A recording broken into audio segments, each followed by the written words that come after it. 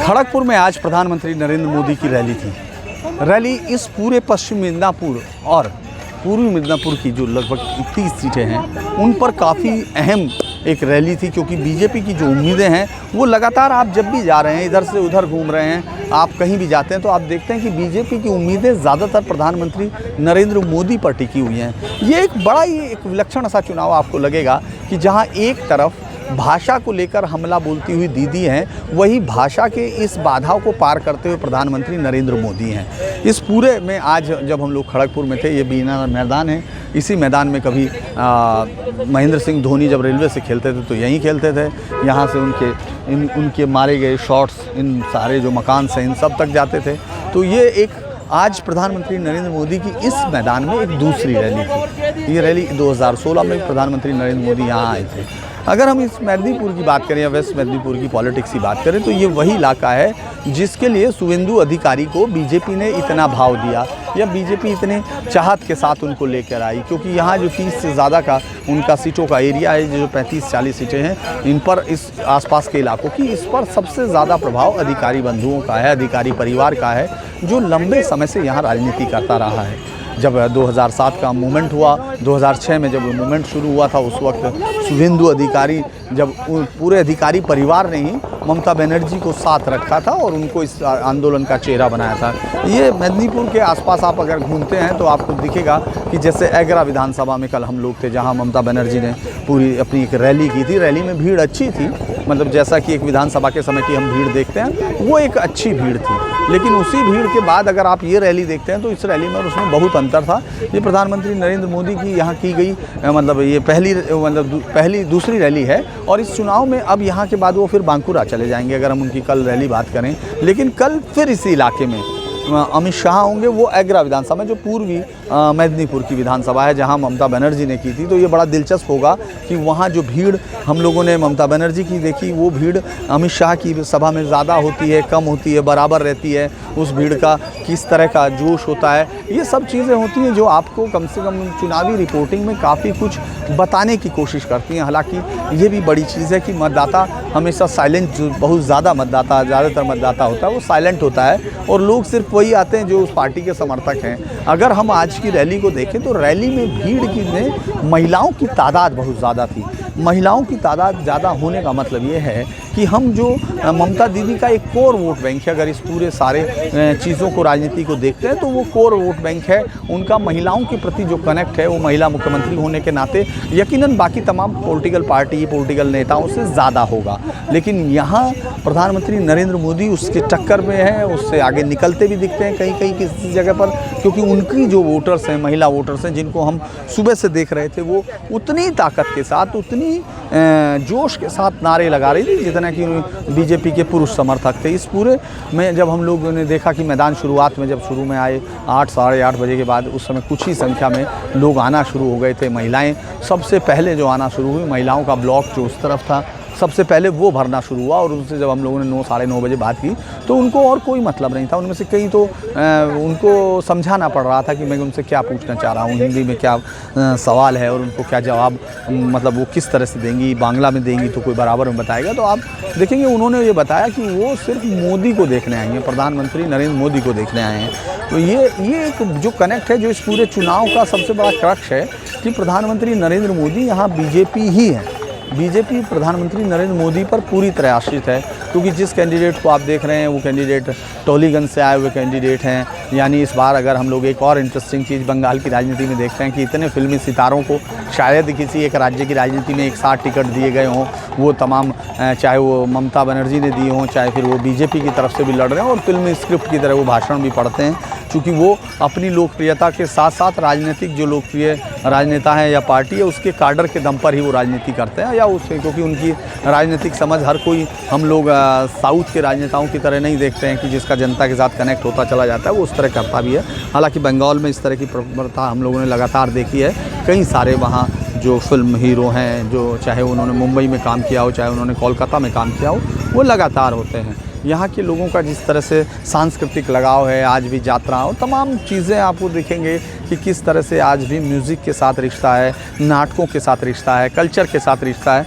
तो वो वो चीज़ें आपको राजनीति में भी रिफ्लेक्ट होती दिखेंगी।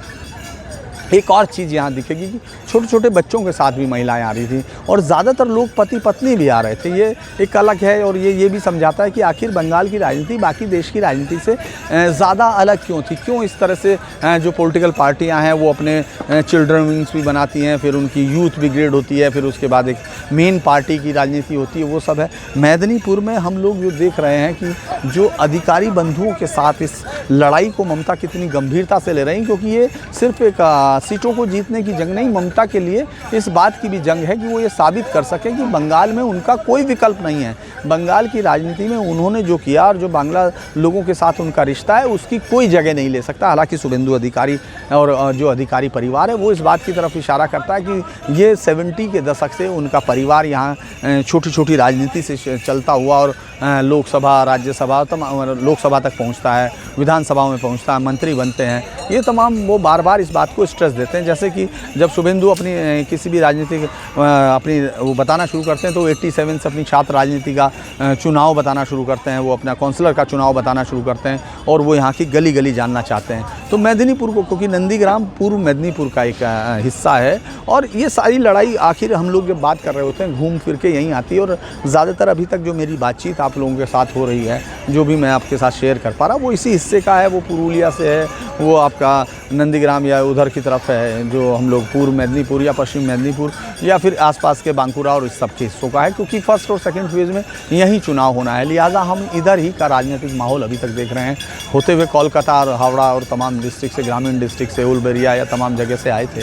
लेकिन ये जो हिस्सा है यहाँ एक लड़ाई इस तरह दिख रही है जो बीजेपी ने यहाँ ग्राउंड हासिल किया है। हालांकि ये इतना आसान लड़ाई भी नहीं है जिसको अगर आप इस तरह देखें, क्योंकि यहाँ से 2019 के लोकसभा चुनाव में यहाँ के लोकसभा सांसद बने दिलीप घोष। उसके बाद जब वो चुनाव के बाद उनकी सीट, जो विधानसभा की जो 3 सीटें बीजेपी ने जीती थी, उनमें से एक सीट उनकी थी 2016 में।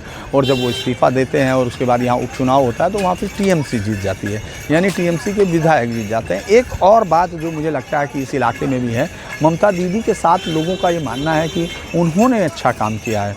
आज प्रधानमंत्री अपनी रैली में अगर आप यहाँ गौर करते हैं तो वो सिर्फ करप्शन पर बोल रहे हैं, वो सिर्फ करप्शन पर अटैक कर रहे हैं। वो भाईपो विंडो की बात करते हैं। भाईपो विंडो मतलब कि जो अभिषेक बनर्जी, जिस पर करप्शन के सबसे ज़्यादा चार्जेस लगाए हैं अपोजिशन की पार्टियों ने, तमाम लोगों का कहना यह है कि ये जो राजनीति यहाँ हुई, जो करप्शन हुआ, जो कटमनी, जो तोलाबाजी, उसके पीछे अभिषेक बनर्जी और उनके सिंडिकेट का हाथ है। प्रधानमंत्री ने पूरे भाषण में आज यहाँ ज़्यादातर उसी पर, हालांकि वो दीदी बोलने का उनका एक स्टाइल है जिसको यहाँ की जनता जो है बहुत, जो उनके समर्थक हैं उस पर बहुत तालियों के साथ, उसको जोश के साथ उसका रिप्लाई भी करते हैं। वो अगर हम यहाँ देखें तो आज के भाषण में उन्होंने यही रखा। हालांकि कल ममता बनर्जी जब मंच पर वो पाठ कर रही थी, चंडी पाठ कर रही थी, महेश्वर, भगवान महेश्वर को याद कर रही थी, इसके साथ साथ उन्होंने कलमा भी पढ़ा, उसके बाद क्रिश्चियन और बौद्ध धर्म का भी जिक्र किया।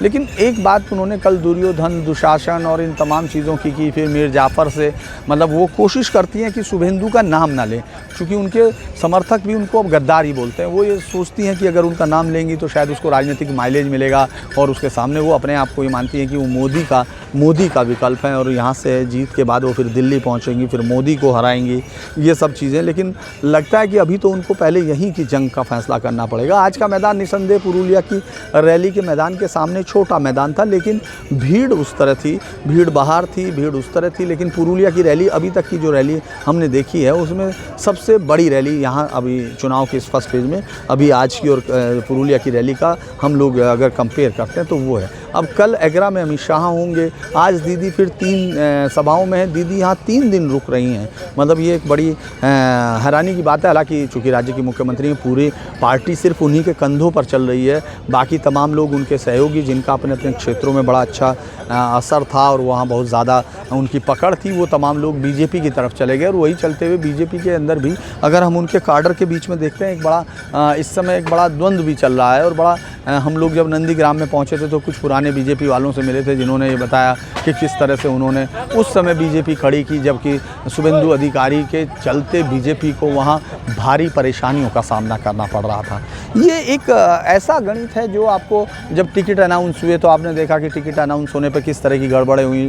शिखा जी को टिकट दे दिया गया, जबकि वो कह रही कि वो कांग्रेस में ही हैं, उनसे कोई शिखा मित्रा से उनको कोई बातचीत नहीं हुई। फिर एक और तरुण साहा को कहा गया कि उन्होंने कहा कि मैं उसी पार्टी में हूँ। इस तरह की चीज़ें जब होती हैं, जब आपका जो नेतृत्व लोकल जो नेतृत्व है उसका केंद्र के साथ जो है, केंद्र के तमाम आपकी जो भी स्ट्रेटजी बन रही है, आपकी जो भी रणनीति बन रही है, वो तमाम केंद्र के स्तर पर बन रही हैं। आप उसको यहाँ से नहीं बना रहे हैं, आप यहाँ से बस उनको फॉलो कर रहे हैं, क्योंकि ये बात बीजेपी केंद्रीय नेतृत्व भी जानता है कि किस तरह से बंगाल में बीजेपी को खड़ा करने के लिए अभी स्थानीय नेतृत्व से ज़्यादा केंद्रीय नेतृत्व के सहारे रहना पड़ेगा, क्योंकि जो यहाँ के नेता हैं वो अपने आप को अभी ममता बनर्जी के सामने खड़ा करने की स्थिति में नहीं दिखते हैं, क्योंकि ममता बनर्जी ने जिस आंदोलन से अपने आप को शुरू किया था, जिस तरह से सड़कों से राजनीति शुरू की थी और कांग्रेस की उस समय से राजनीति शुरू की थी जब वो यूथ कांग्रेस में थी, और वहाँ से उन्होंने किस तरह से पूरे बंगाल के दौरे किए। इसके बाद